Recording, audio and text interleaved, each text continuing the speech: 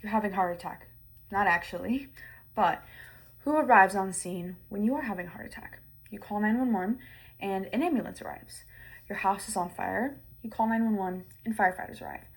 What happens when you call 911 for someone who's in the throes of a terrifying mental health crisis? Well, in most American cities, the default response is an armed police officer. I've extensively researched the systemic failures of the current police response model and the documented successes of alternative crisis response programs across the United States. The evidence I've examined paints a clear and urgent picture. Mental health crises should be treated by mental health professionals rather than police officers.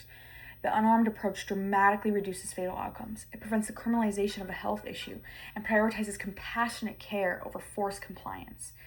Today, I'll first examine the deadly consequences of our current system, then present some evidence for successful alternative programs, and talk about the legitimate concerns that you may have. And finally, offer concrete actions that you can take to make this change a reality in our communities. Currently, according to the National Alliance on Mental Illness, in most United States, law enforcement officers are the default first responders to mental health crisis calls, often with limited specialized training in de-escalation or mental health first aid. This creates a volatile mix where a health crisis too often escalates into a violent confrontation. According to the National Alliance on Mental Illness, people with serious mental illnesses are over 10 times more likely to experience use of force in interactions with law enforcement than those without mental illness. Furthermore, between 2015 and 2020, nearly 1 in 4 fatal police shootings involved someone with a mental illness. More recent research in 2025 confirms that this is an ongoing crisis. According to the Journal of Community Mental Health, it's documented that individuals with mental illness are over 7 times more likely to be killed by police than those without mental illness. A comprehensive analysis found that at least 2,053 people were shot and killed by police during a mental health crisis in one single decade, 10 years, which represents 20% of all police killings. When we send the police to handle mental health crises, we're treating a medical condition as a criminal justice issue. This institutionalizes a system where hospitals become jails and doctors and licensed professionals are replaced by law enforcement. The National Alliance on Mental Illness emphasizes that this approach criminalizes individuals for their illness, leading to a cycle of arrest and incarceration rather than providing the care that they desperately need. The evidence of failure is clear, but there is a proven alternative. A growing number of community safety response programs staffed by unarmed mental health professionals and trained civilian responders have proliferated across the country to provide non-police responses to behavioral health crises. The most compelling evidence for this approach is its remarkable safety record.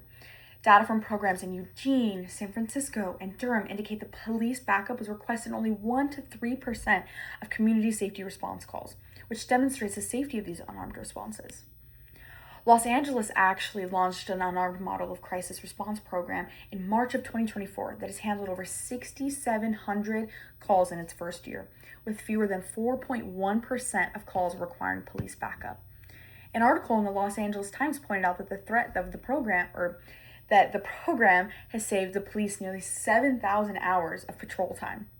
And when a trained mental health professional is the first person to arrive, the situation has a far greater chance of being de-escalated with words, empathy, and practical support rather than the potential escalation with force. Community safety response programs treat mental illness as a medical condition deserving of treatment, not a public safety threat deserving of arrest.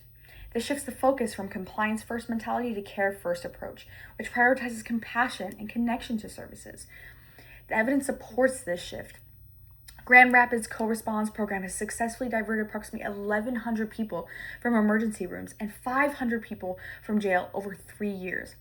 This not only saves lives, but also reduces the massive societal costs associated with incarceration and emergency psychiatric holds. Now, I recognize that some of you guys may have some legitimate concerns about this approach, so let's talk about it. Some of you might resist the idea out of the belief that police are the only ones equipped to handle dangerous or volatile situations. Or you may fear that sending in unarmed social workers into potentially violent scenes would put those professionals at undue risk. Or even that a well-intentioned civilian crisis team may struggle to scale up and maintain consistent funding, which was seen with the discontinuation of the COOTS program in Eugene, Oregon in 2025, which was due to contract and budgeting issues.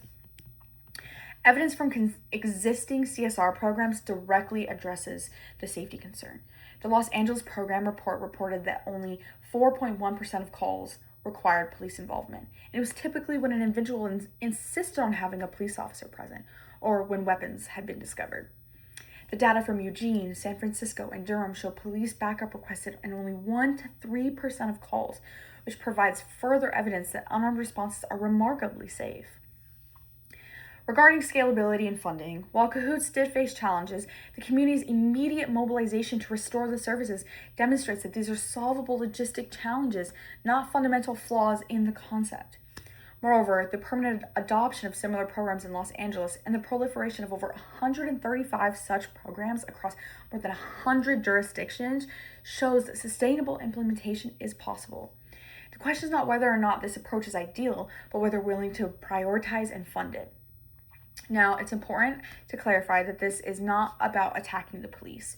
Rather, it's about refunding public safety to be more effective, efficient, and humane. It gives police officers the backup they need. As noted in research on these programs, police themselves often support these initiatives once they see the benefits. We have the evidence and the proven models. Now we need the collective to make this a new standard. First, advocating for more funding to be allocated to social services and mental health programs in local and state budgets. This means attending city council meetings, writing to mayors, and participating in budget hearings. Demanding that your elected officials move beyond pilot programs and make unarmed crisis response a permanent citywide service. It means contacting your state legislators to advocate for the implementation of an unarmed approach in crisis response in your community. Sharing the data about the successes of programs in Durham and Los Angeles and elsewhere. Reminding them that we have a choice.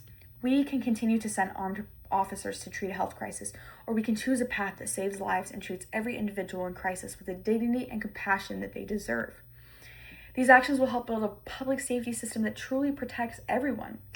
As Los Angeles City Council member Eunices Hernandez stated, in making the city's unarmed crisis response program permanent, she said, "We can't keep deploying armed officers to hand mental health crisis calls because the outcome is Angelenos paying with loss of life and millions of their tax dollars for legal settlements."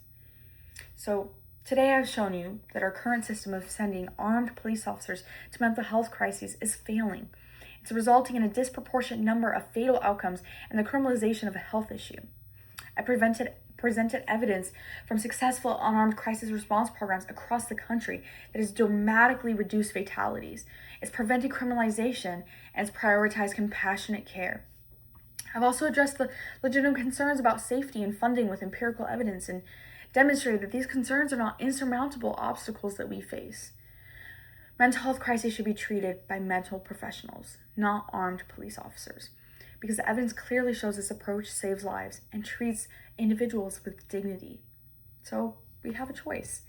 We can continue to send armed officers to treat a health crisis with predictable and tragic results, or we can build a public safety system that responds to every emergency with the right expert for the job.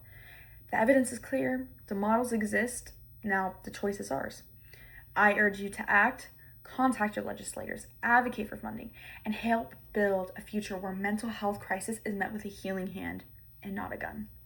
Thank you.